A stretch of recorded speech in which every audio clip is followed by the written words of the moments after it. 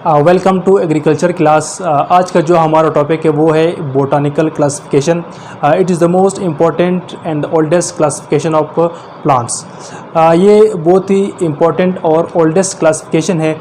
सबसे पहले ये आइडिया किसने दिया था? ये आइडिया दिया था 370 BC में थियोफ्रास्टस ने ये आइडिया दिया था, थियोफ्रास्टस। फिर ये जो बोटानिकल क्लासिफिकेशन ये वक्त के साथ अपडेट होता जा रहा था। फिर इसको अपडेट किया किसने? Carl von Linne. इसको कैरोलस लाइनियस भी कहा जाता है। इसने अपडेट इसका जो पीरियड है वो है 1707 टू 1778। इस पीरियड में उसने अपडेट किया था। फिर जो बोटानिकल क्लासिफिकेशन है स्ट्रक्चरल कैरेक्टरिस्टिक्स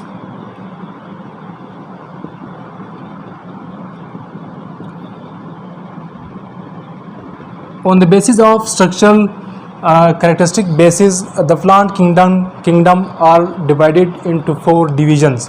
फिर इस स्ट्रक्चरल कैरेक्टरिस्टिक्स की बुनियाद पर हमने प्लांट्स किंगडम को 4 उसमें हमने डिवाइड किया, 4 डिवीजन में या 4 फाइला में हमने डिवाइड किया। जो फर्स्ट डिवीजन है वो है Thallophyta.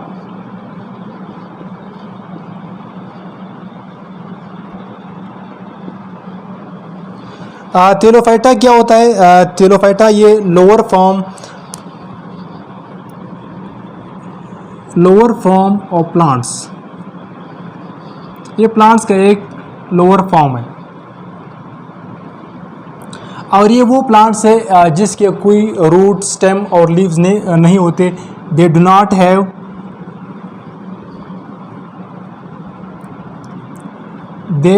Have leave, stem and roots. जो थैलोफाइट्स है इनमें रूट, स्टेम और लीफ नहीं होते। इसका एग्जांपल कौन से? जिस तरह के बैक्टीरिया, इसका एग्जांपल है फंगाई, इसका एग्जांपल है एल्गी। ये सारे इसके एग्जाम्पल है। और साथ साथ जो नाइट्रोजन फिक्सिंग बैक्टीरिया है ये भी इनके एग्जाम्पल है।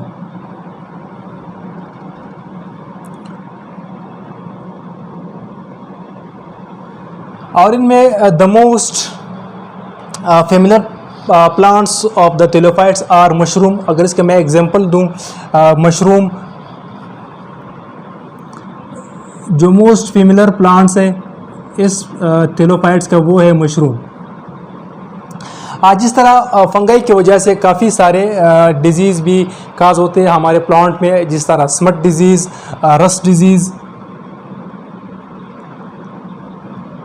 ये डिजीज़ फंगाई की वजह से काज होते हैं। और इनका कोई भी इकोनॉमिक्स, जो थैलोफाइटा है इनका कोई भी इकोनॉमिक्स वैल्यू नहीं होता और ना ही इनको हम ग्रो करते हैं। ये बाय सेल्फ, बाय नेचुरल ये कहीं भी ग्रो हो सकते हैं। नेक्स्ट हमारे पास है सेकंड डिवीज़न या फाइला, जो हमने स्ट्रक्चरल कैरेक्टरिस्टिक्स के बेस पर जो हमने प्लांट किंगडम को डिवाइड किया। सेकंड है ब्रायोफाइटा।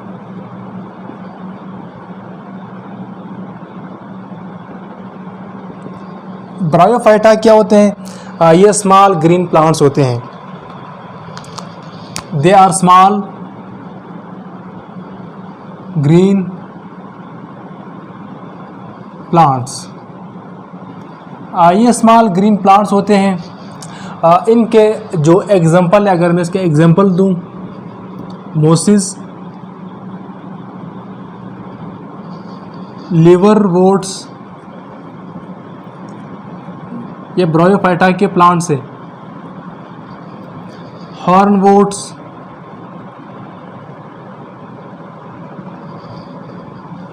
और ये भी जो wet places they grow in wet places, जो गीली जगह होती है वहाँ पे ये खुद ब खुद वहाँ पे ग्रो होते हैं। They are distributed all over the world, ये दुनिया में कहीं भी ये पाए जाते हैं। जिस तरह के तेलोफाइटा, सेम उसी तरह इनका भी कोई भी इकोनॉमिक वैल्यू नहीं है, कोई भी ह्यूमन यूज़ के लिए हम इनको ग्रो नहीं करते। नेक्स्ट हमारे पास है टेरिडोफाइटा।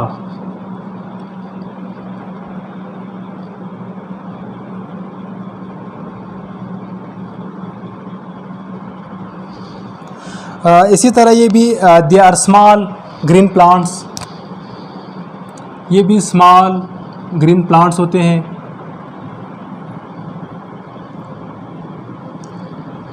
और ये थोड़ा सा डिफरेंट है टेलोफाइटा से और ब्रायोफाइटा से।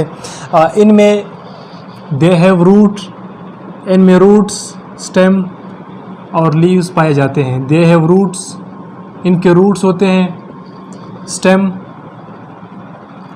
भी होता है और लीफ भी होते हैं। इनमें जो मेन चीज़ है वो दे डू नॉट हैव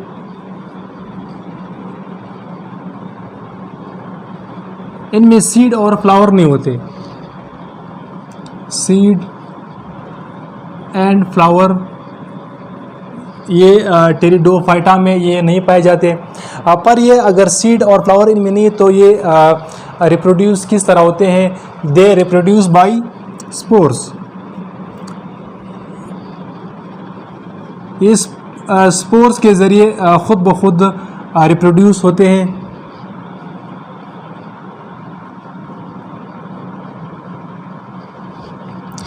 और इनका भी कोई भी एग्रोनॉमिक वैल्यू इनका भी नहीं है कोई भी।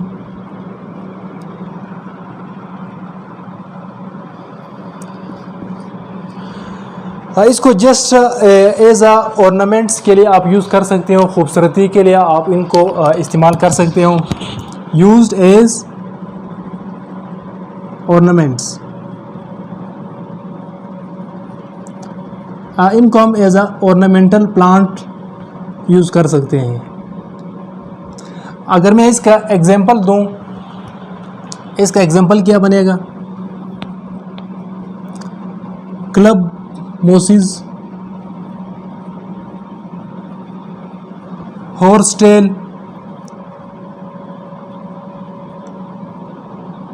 एंड फिरन, ये सारे टेरिडोफाइटा के ग्रुप्स में आते हैं। और इनका कोई भी इकोनॉमिक वैल्यू कोई इतना ज़्यादा नहीं इनका। नेक्स्ट हमारे पास है नंबर 4, जो लास्ट इसका क्लासिफिकेशन है वो है sperm मेटोफाइटा।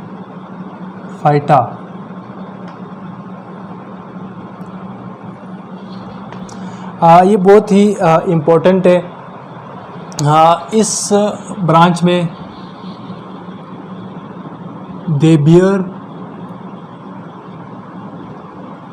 Seed and flowers.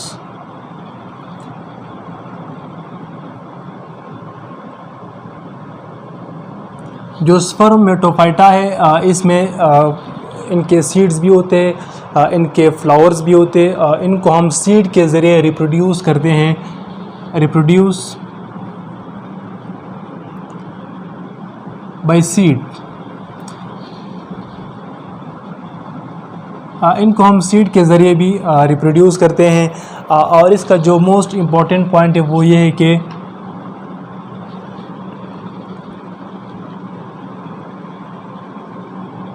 Most important, ये बहुत ही इम्पॉर्टेंट है क्योंकि जितने भी हमारे क्रॉप्स हम ग्रो करें, जितने भी हमारे ट्रीज़ ग्रो करें, वो सारे स्पर्म मेटोफाइटा में आते हैं। इनके जो है ना सब डिवीज़न है। फर्स्ट डिवीज़न इनका ये है कि जिम्नोस्पर्म,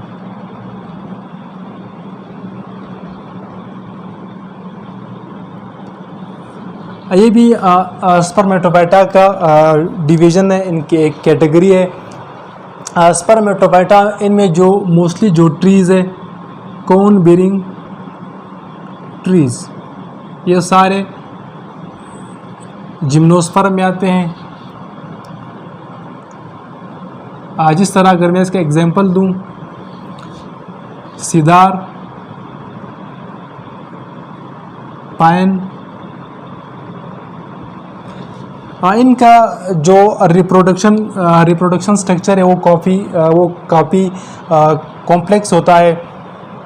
नेक्स्ट इसी तरह एंजियोस्पर्म, ये भी स्पर्मेटोफाइटा का एक कैटेगरी है। एंजियोस्पर्म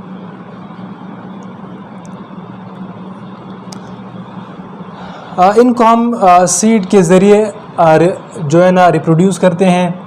इनका एग्जांपल क्या है? जिस तरह के major cultivated crops, major cultivated crops में कौन से आते हैं? जिस तरह राइस इसी कैटेगरी में आता है। राइस, वीट, कॉटन, जितने भी क्रॉप्स है, एग्रोनॉमिक क्रॉप्स है, वो सारे एंजियोस्पर्म है। इनको हम सीड के ज़रिए रिप्रोड्यूस करते हैं। और इसका जो सब कैटेगरीज़ है एंजियोस्पर्म के, इनके दो और सब कैटेगरीज़ है। फर्स्ट है monocotyledon,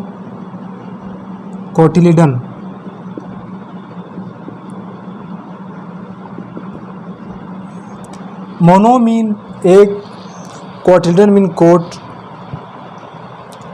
those plant which have single, दो seed which have single cotyledon, ये वो सीड होते हैं जिनका कोटिलिडन सिंगल होता है। दोज प्लांट विच हैव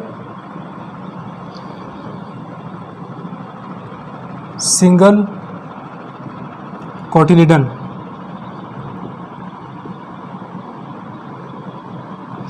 वो प्लांट्स मोनोकोटिलिडन उसको कहते हैं, वो प्लांट्स जिनका जो कोटिलिडन होता है वो सिंगल होता है।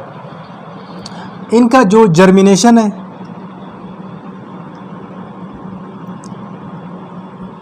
जो मोनोकोट सीड है उनका जर्मिनेशन किस तरह है?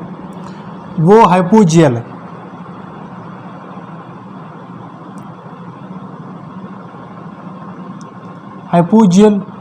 हाइपोजियल क्या होता है? हाइपोजियल वो होता है अगर आप कोई भी सीड ग्रो करेंगे, जो सीड कोट होता है, जो सीड कोटिलिडन होता है, अगर वो ज़मीन के अंदर रह जाए, ऊपर ना आ जाए, तो उसका हाइपोजियल जर्मिनेशन कहते हैं। इसी तरह इसका एग्जांपल कौन से हैं? जो वीट सीड है, इनका सीड कोट सिंगल है, ये मोनोकोट सीड है। राइस, ये भी मोनोकोट है। सुरगम, बार्ले, ये सारे मोनोकोट्स। नेक्स्ट हमारे पास है dicotyledon.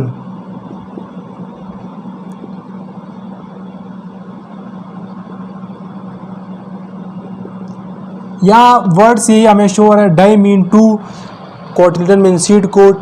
Those plant which have two cotyledon, वो प्लांट्स जिनके दो कोटिलिडन्स होते हैं उनको हम डाइकोटिलिडन या डाइकोट्स कहते हैं। इनका जो जर्मिनेशन है वो एपीजियल है। एपीजियल जर्मिनेशन हमें नज़र आता है किसमें? डाइकोटिलिडन प्लांट्स में। एपीजियल क्या होता है? एपीजियल ये होता है अगर आप कोई भी सीड ग्रो करेंगे, जो सीड का जो कोट है, जो कोटिलिडन, अगर वो ज़मीन से ऊपर आ जाए, हमें भी नज़र आ जाए, तो उसको कहते हैं एपीजियल। इसके एग्जांपल कौन से? नट्स, आलमंड, क्योंकि इनका आलमंड अगर आप देखेंगे इनका जो कोटिलिडन है वो दो होते हैं। इससे जो पल्सीज हैं इनकी भी कोटिलिडन दो होते हैं। इसको कहते हैं डाइकोटिलिडन।